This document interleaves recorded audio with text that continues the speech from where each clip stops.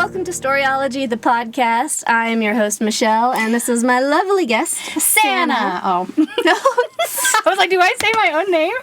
Say your own name, go for it. Okay. My lovely guest, Sanna. We have known each other since high school, and she is one of the best storytellers that I know. Well, that's such a compliment. Thank you. That is true. Oh my gosh. And I know some cool storytellers. I don't even try. She really doesn't. It just comes naturally.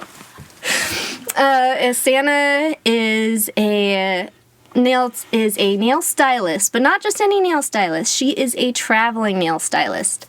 So she takes her little setup, which is so much more than a caboodle. Yeah.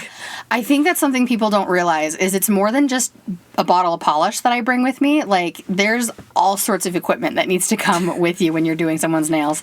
And I bring the entire salon. So, because you'd be surprised at how often people will say, I just want a gel mani. And then when I get there, they're like, oh, will you make this one nail longer? And can we add gems?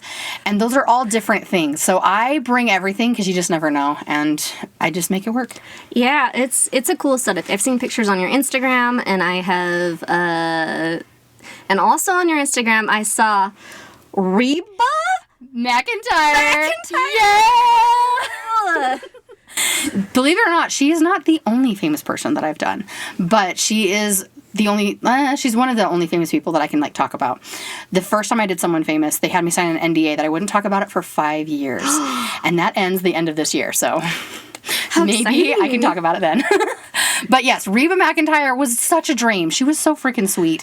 I was nervous because she's famous. But as soon as she just came in, she just, with her cute little southern accent, just was like, howdy, y'all. And instantly we became friends. I think in my dreams we're friends. But she was so sweet, and we were laughing and having a good time. She fed me a cookie while I painted her nails. Isn't that cute? That is really cute. Seriously, the sweetest human being. She's always been one of those that I'm like, I hope she is as sweet in real life as she is, like, in all of her shows. She is, if not sweeter. Like, seriously, her boyfriend was taking pictures of us while we were doing nails, and he's like, now act like you're best friends, now act like you hate each other, now act like you're scared, and we were just laughing and taking pictures. It was a lot of fun. That is so sweet. That is so cute. And of course, so I feel like it's tacky to ask the person if I can take pictures, because this is, I mean, she's just a human, and she just wants to be a human, and I'm there to pamper her. Yeah. But someone in her team had offered to send those pictures that were being taken, to send them to me, and I was like, oh my gosh, if I can, I would love to have a picture, and I would love to post it. And they're like, yeah, you totally can. And the only picture they sent was the one where I wasn't looking at camera. Oh no. I'm really bummed about it. So I'm like, I'm laughing, but I'm looking off to the side because someone had just said something. And Reba and the girl who traveled with me to do her toes while I did her hands, they're both looking at camera, and I'm the only one that's not. Well, luckily you have very distinctive hair, so everybody knows that it's true. you. It's true. But still, I'm like, of all the pictures, it was the one I wasn't looking at camera.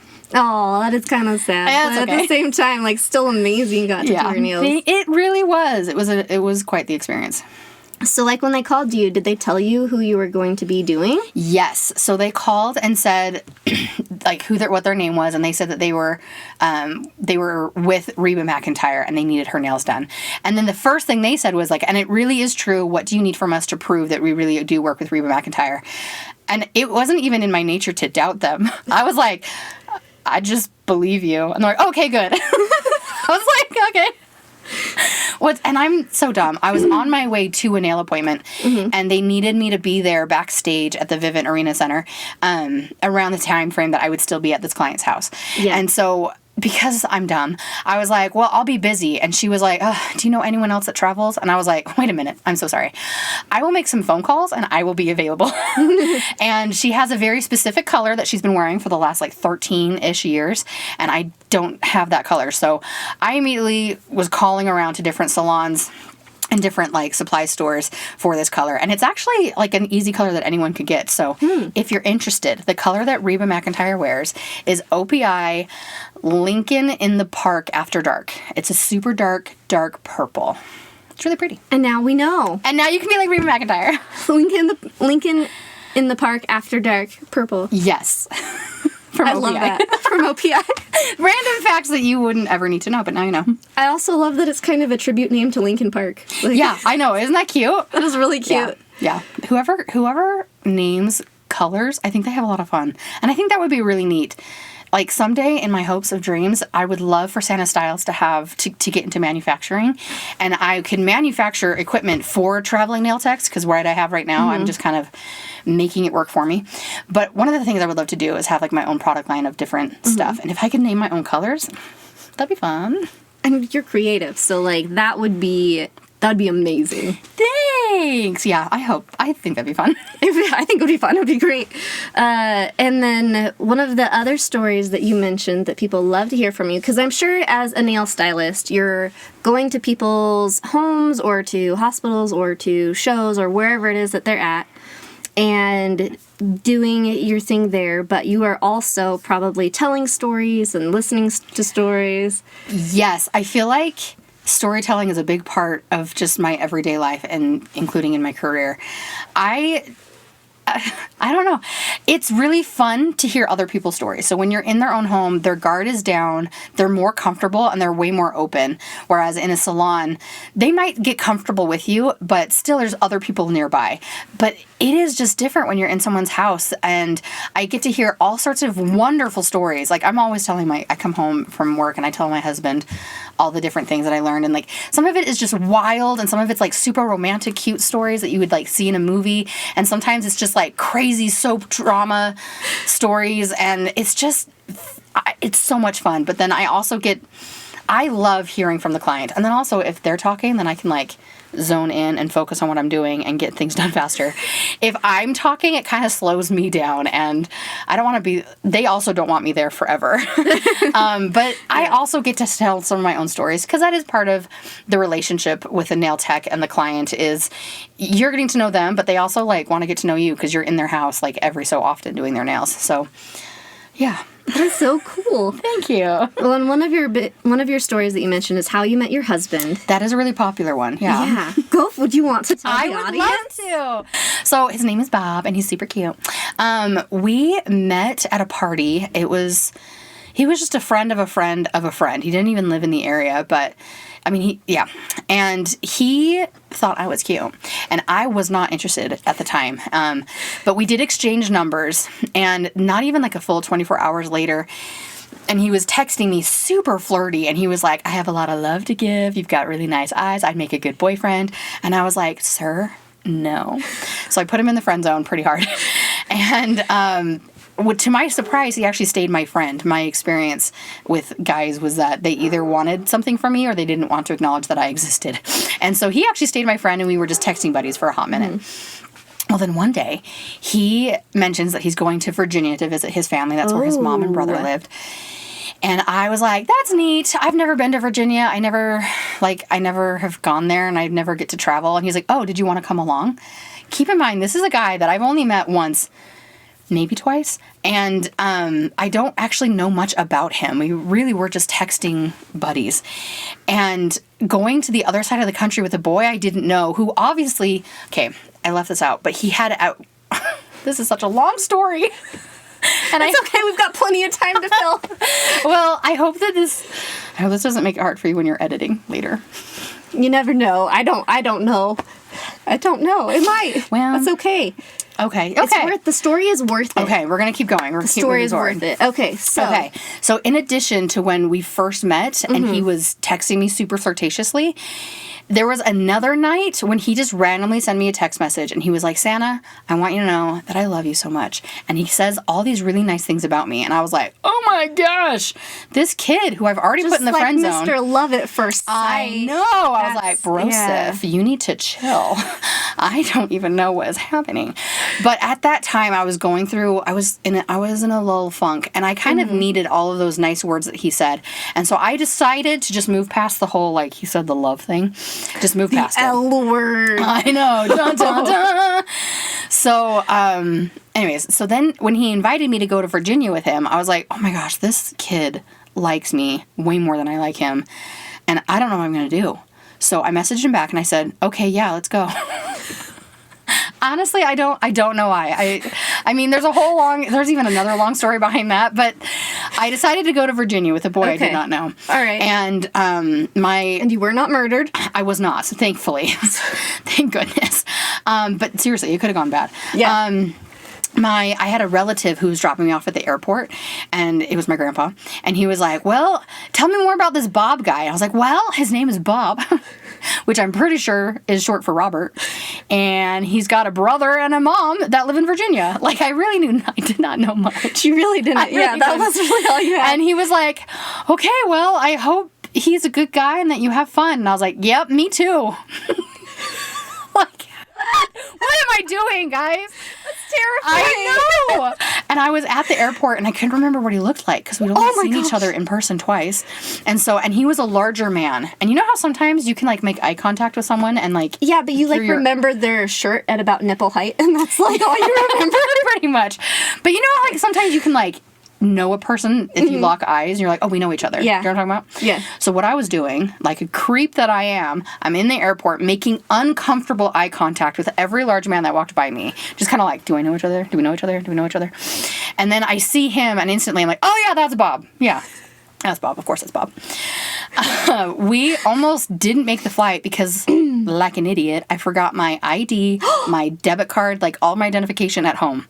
Oh my gosh. Yep. And his mom had only had that one day off from work the day that we were going to land. And she was like, if she really isn't your girlfriend, and it's kind of weird that you're bringing this stranger girl over, leave her at the airport. Like, I only have one day with my son. And if she can't make it, then who cares? Like, if she really is just a friend, ditch her. And he was like, Mom, I'm not going to ditch her. And I'm glad he didn't. But anyways, we were able to finally get on the plane. We're rushing. Like, we made it through gate. Oh, my gosh. Security. We made it through security. Thank you. And then we're rushing to get to the gate. Oh, my gosh. Words are hard. Did you know that? I did. This week has been rough. It's been such a long week. So anyways, we're rushing to the gate. And we get there right as they're closing the door. And he was like, wait. And she closes the door. And he was just like, I don't know what to do. And then, like, 2 seconds later, she opened it. She's like, wait, are you Robert? He's like, yes, I am. She's like, oh, come on in. Whew. Like, we seriously just barely made it. Because if they close the gate, sometimes they're like, oh, too bad, too. So sad. Bye. SOL for you. Yeah. No. So we get on the plane. We weren't sitting by each other because, you know, we're just friends. Why would we have plane seats right by each other? And all of that chaos of trying to get onto the plane, I'm just like finally sitting down, resting. I go to turn my phone off, and I get a text message from him saying, like, whoo, we made it. Love you.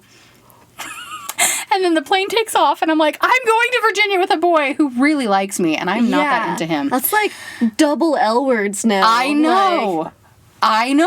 Yeah. Like, I was like, what am I doing?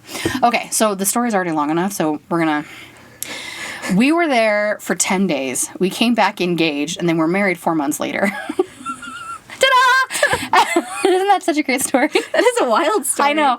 And we talk about this often. If any of our kids try to do something similar, we're going to tell them no. You are not allowed to fly across the country with a stranger you don't know, because it could have gone bad for both of us. He didn't know who I was, and we just are really lucky. But here we are, 9 years later. We have a baby boy. He's adorable, by the way. He's the cutest little stinker. He's so cute. I'm going to have to show you more pictures when we're done. Yes. But yeah, it took us 8 years of trying to have this little guy, and we're just so happy he's here, and we're just the happiest little clams. Yay! Yay! And that's our love story. And that is wildly different from, I found out recently that the person that I'm interviewing next week, Caitlin Zupanik, is actually high school sweethearts with her guy. Aw, cute. And wildly different Very different story. Which you probably won't hear that story from Caitlin because we've got a lot to talk about already. But okay. Oh my gosh. It's probably not nearly as cool as my story. It's definitely not as intense. Like, yours has a lot of, has all of the elements of a good story, in my opinion. Good. I'm glad. You have a ticking time bomb, right? Where you've got to, get to the gate in time. That's true, yeah. There's all this chaos, and there's all this suspense, and you weren't murdered. You made it to the plane. You got engaged and that is a Hallmark rom-com right there. It was a wild year.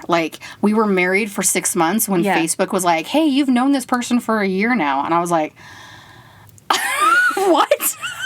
so weird. So we're in Utah, and it's pretty common here in Utah for people to get married pretty quickly. Yeah. And I don't know why. And I was like, I am not going to be one of those Utahns that gets married fast. And within a year, I met and married my husband. But it's worked really good for us because, like, here we are, happy as can be 9 years later. We'll be celebrating our 10-year anniversary in August. Happy anniversary! Yeah, thanks. Oh my gosh. Dude. Yeah. Not many people plan their wedding while they get to know the person that they're marrying. No, not a lot. That's where we dated, was when we were planning our wedding. And planning a wedding is trial by fire. Yeah. So... chaos. Yeah, weddings. Do you have chaos stories about planning the wedding? Yes. Do you want They're to not tell that them? great. I can skip them if you want. I have a little bit of wedding PTSD because it just was chaos. And this breaks my heart to say, but like, as a little girl, you dream about what your wedding's going to be like, and then when it actually happens, it's not for you. It's not about the bride. It's about the mother-in-law. It's about the extended family. It's about his extended family, your extended family. It's about everyone else has like a say, and who cares what the bride thinks? We've talked about this before, and my husband is like, if I could go back in time and punch myself in the face and help you get the day that you wanted, I would do it in a heartbeat. And maybe I should have been more like forceful, like, no, this is what I want. But I was trying, again, we didn't know each other for very long. Yeah. And so I was trying really hard to blend our two families, right? Because I'm basically a stranger in their eyes, and he's a stranger in my family's eyes, and I wanted us to mesh as well as we could. So I didn't, and maybe I should have stepped on more toes, because even though I tried doing things exactly the way that they wanted, they still have things to say about me and how I was a bridezilla, even though I really didn't think that I was. It's a whole thing. Girl. It's a whole thing. Weddings are fun. I have been a maid of honor many times. I feel like that's more stressful. I feel like it is, because I'm the bulldog being like, that's not what the bride wants. Yeah. And honestly, I think the bride needs a team of people like that. I didn't really have a maid of honor because I didn't want any of my siblings or friends to feel like they were better than the rest. And so I was like, y'all are my bridesmaids, and y'all are in charge of making sure. Anyways. The things happen, yeah. Yeah. And maybe I should have had one person designated as like no, we're doing it this way, or I don't know. See, it's rough, man. It's hard. Well, and it's so hard too, because like this is the biggest party of your life, but it's probably also, hopefully, the only one you're going to plan. Right. But I had been maid of honor so many times. I'd been in so many weddings that, like, I wanted to elope. So I eloped with my ex-husband. I was like, yes. And then my family crashed, and, like, everybody was upset at me for eloping. And I was like, why? Yeah, why? Weddings are hateful and horrid. We almost eloped. Maybe you should put this in, but I'm going to tell you this anyways. Are you ready? Okay. We were going to elope because it is so stressful. Yeah. And, like, if we could just get that tension and that pressure off, and then we could just plan a celebration later, I'm all for it. But my mother-in-law was like, if you guys, and she's, again, in Virginia, so she was like, if you guys elope early, I'm not coming to Utah for the wedding or for their celebration. But if you wait until the agreed upon date, then I will come to Utah. And my husband was like, the two most important women in my lives, what do I do? Oh my gosh, it was just so stressful. It sounds super stressful. There were so many stressful things. So, fun fact, first of all, that you probably don't know this, and most people probably don't know this, but hobbits from The Lord of the Rings. Okay. Canon. This is canon. Okay. From, I'm already like, so deep excited. lore. Lord of the Rings. I love Lord of the Rings deeply. Too Okay. much, probably. Okay. But hobbits just kind of disappear for a few weeks, and then they come back and announce that they have been married and do a huge celebration. And that is the normal way that hobbits get married. I love that. Go on a little secret honeymoon, and then they come back and have a big celebration. Okay, so if you're like, wait, where's Susan? She's gone. She's been gone for a few days. Steve also disappeared. Did they get married? I love it. I want to be a hobbit. I think I might actually be a hobbit. Girl, me too. Nice. And like birthday celebrations, like on your birthday, everybody comes to celebrate you and they bring food, and then you give them all gifts. Yes. And I had heard that. Ah, that is wonderful. They know how to live life, and we should probably take from their example. Right? And they use the same calendar every year. This is really cool. They use the same calendar every year. And on years that there's a leap year, there is, but like, the holidays are not considered days of the week. Oh. So, like, Yule's Eve and Yule Day are, like, Monday is Monday, and then there's Yule's Eve, Yule's Day, and then it's Tuesday. Oh. And so the calendar, like, Monday, January 1st will always be a Monday, for example. And October 6th is always going to be a Friday every single year. Okay, so the holidays are just, like, random fluff days. Yeah. And then you go back to, so, like, if it was Monday and then you have a holiday, and then you go to Tuesday. Yeah, so, like, and then to account for leap years, and there's, like, Midsummer's Eve, Midsummers, and then, I forgot the word for, like, the post-Midsummer day, but, like, you have, like, those 3 days holiday. Yeah, post-Midsummer, and that's how they do it. That's how the hobbits do the calendar. Wait, so how do they do leap year? So for leap year, they add an extra day to Yule. So there's Yule's Eve, and then there's, like, the post-Yule day. There's a name for it. I wish I could remember. Fail. I cannot do Straight it. to jail. So then, like, on years that there's a leap year, they'll do Yule's Day in the middle, between the pre Eve and post. and post-Yule, yeah. I love it. I love hobbits. I love them so much. I love everything about them. I love Tolkien. It's terrible. No, I think that's lovely. This is a random fun fact. Are you ready? I'm ready. It kind of has to do with J.R.R. Tolkien, but kind of more so about me. Okay. So my son, his name is Glenn, and we gave him 2 middle names. His middle names are McCrae and Rule. And Rule is R-U-E-L. You maybe already made the connection. Yep. J.R.R. Tolkien, the second R is Rule. Yes, spelled the same way. John Ronald Rule Tolkien. Look at you. You really knew. Yeah. I just knew that You knew I'd know. Yeah.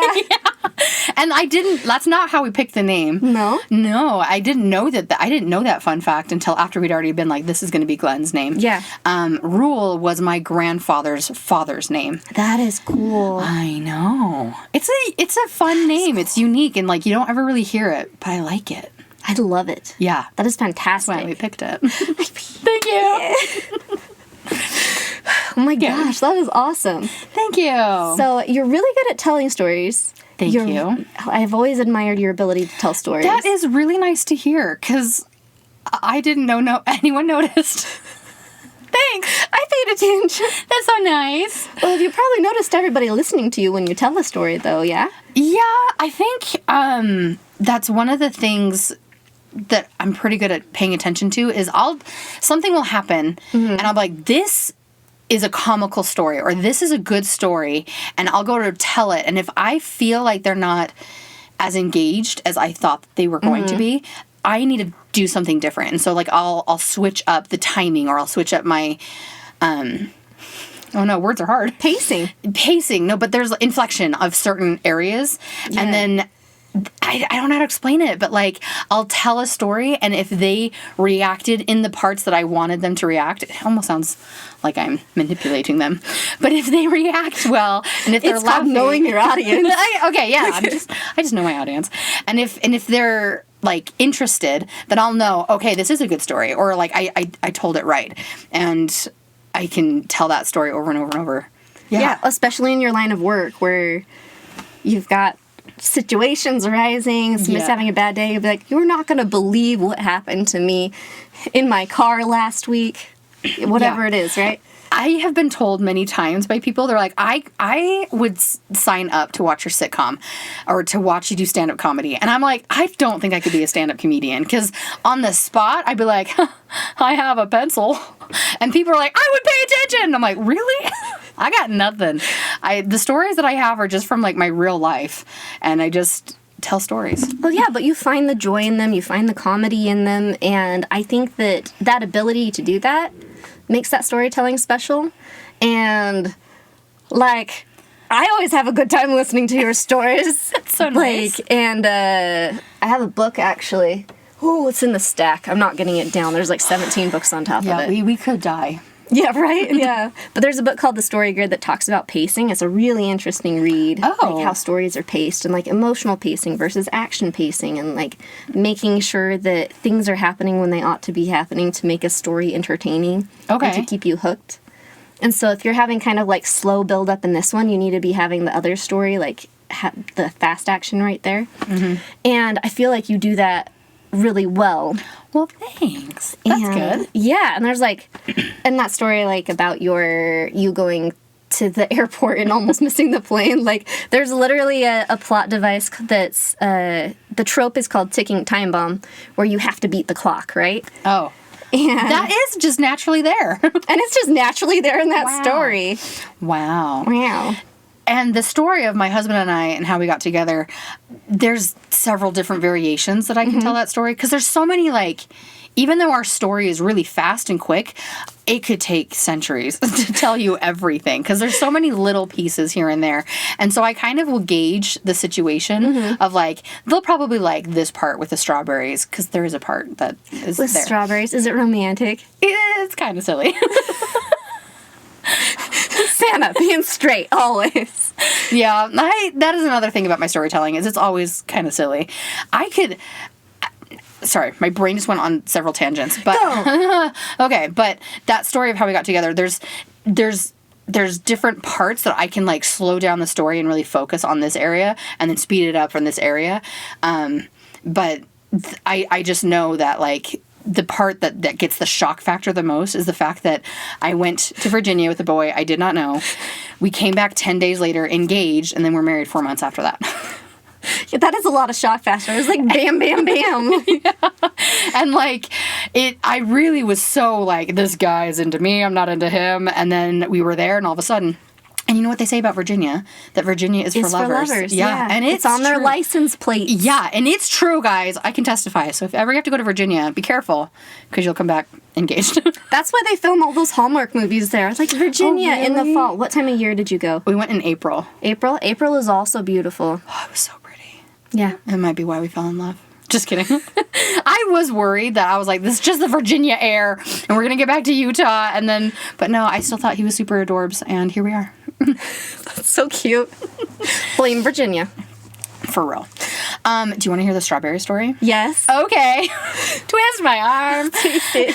So at the time, I was working at the Grand America Hotel, and I was kind of like in the back room, in the background areas with food. And something that we did a lot at the Grand was we had these amenities. If there was like a special occasion or a special celebrity or whatever, there was different packages that they could get. And one of them were these chocolate-covered strawberries. Oh, I probably should sit up. Anyways, one of them was these chocolate covered strawberries, and they were these juicy giant strawberries that were like hand dipped in chocolates to make them look like fancy tuxedos or like even wedding dresses. And we would go through chocolate covered strawberries like every single day.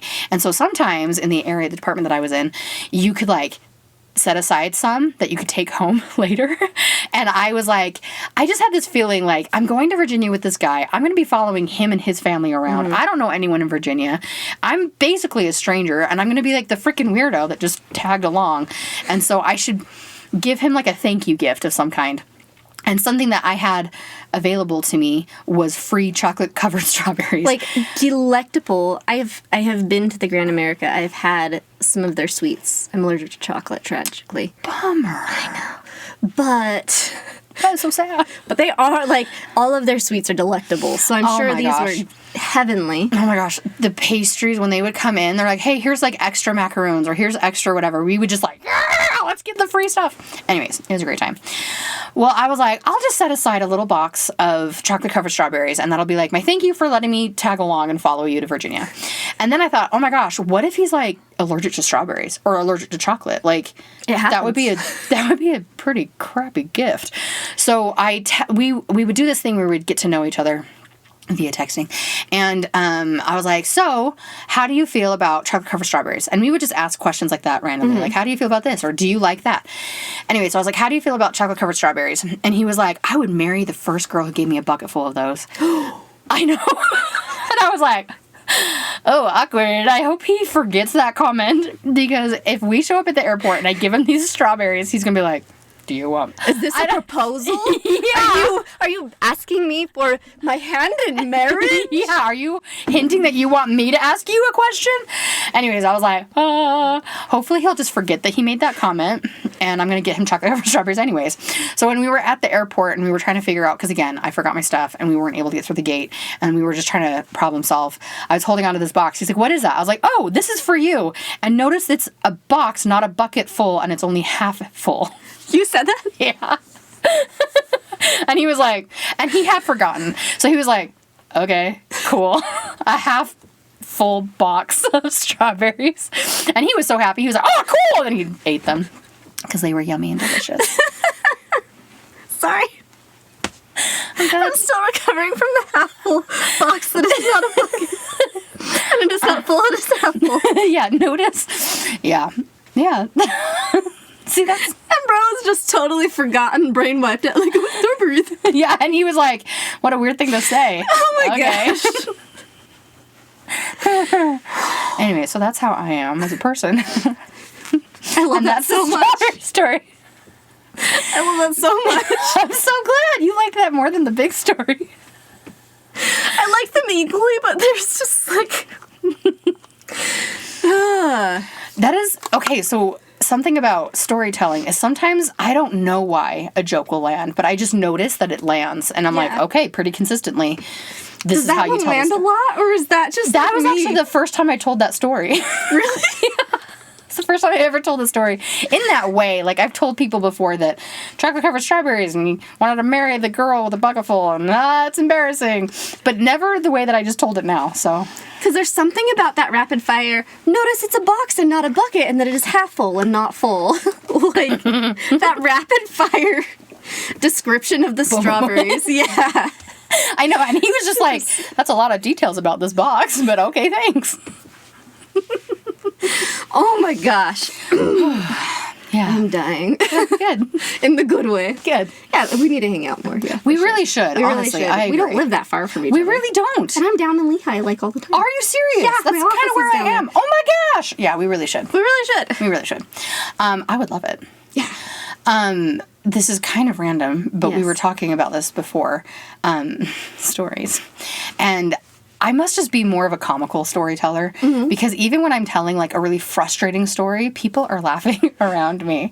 Like, and it doesn't bother me. It really doesn't. Like, it's like something that happens and you're like, in the moment you can tell that it's stressful, but you can tell that hindsight, it's a funny story because it's just comical how things went down. And I'm pretty good at being able to be like, there's this really frustrating thing that just happened, and people around me are like cracking up, and it doesn't bother me. I'm able to be like, right, I know, and then still tell the story with the intents of like, I'm so mad that this happened, and still being like, feel that while they're still laughing at me. Even if I'm telling sad stories, people will still laugh. I don't know. I don't know. Well, they say that comedy is like there's 3 types of comedy. There's like unexpected comedy, slapstick comedy, right? Okay. And then there's like wordplay, which kind of falls in the category of unexpected. And then there is the rapid fire tragedy. Oh, I was just thinking like morbid comedy, but rapid fire tragedy. Okay. Yeah, so a tragedy sped up becomes a comedy, is what they say. And I wonder if it's because you tell stories quickly.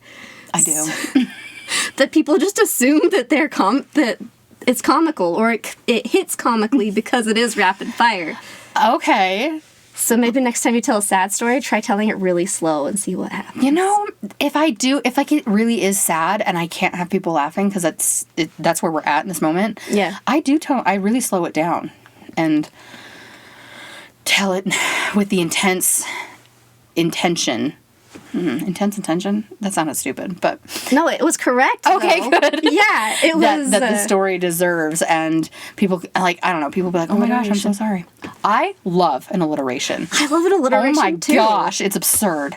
It's absurd. It's absurd. It's absurd. Absolutely absurd. It's absolutely absurd and atrocious. How much I love an alliteration. The end. In fact, my business name is Sanna Styles, and a big part of that was like, it's got to be an alliteration. It has I to. need it to have another S. Yeah. Because so many of the nail techs will be like, nails by so-and-so, or so-and-so does nails, like, which is great. That's a great name. It's very to the point. You know exactly who it is that you're following. You know exactly what it is, like, their content's going to be. But nails and Sanna just... Where's the alliteration? Also, I'm a little vain with the letter S. I'm like, S is the superior letter. And so it's got to have another S in Sanna Styles. Sanna Styles, superlative. Yes. I wanted so badly to add to it, but that was beautiful the way it was. It was. It was chef's kiss. Yes. Well, we have talked for 30 minutes, but we could talk longer. I know, seriously, we could do this like all day, but we shouldn't.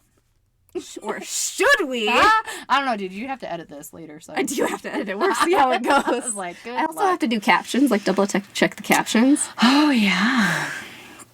That's a bummer. It is. It sounds takes like a me lot of forever. work. I'm not a very good editor either, so it takes me like 1,000 years. Bummer. But yes, thank you for joining me today. Thank you for having me. I appreciate it. This has been so fun. So much fun with you. I always have fun with you when I hang out with you, but No, that's even though nice. it's been a while. When did we see each other last? I don't even want to say I don't even want to say online. Never mind. We'll just have to think about that later. Yeah, we will. It was a long time ago, but it was a delight having you. Thank you for being here. If you want to check out more of Sanna's content, you can check her out at the social media contacts that I will put in the show notes. And join us next time for my interview with Caitlin Zupanik of Drawn to Dragons. She is an artist and illustrator, and she does her own stuff as well as stuff for some really cool big names. She goes to Dragonsteel every year with Brandon Sanderson, and she has just done a bunch of covers for the Dragon Rider series. So hopefully you'll join us next week where we get to ask her about art and stuff, which will be cool. That sounds so fun. And yeah, thanks for joining. And this has been another episode of Storiology Podcast. Love you. Bye.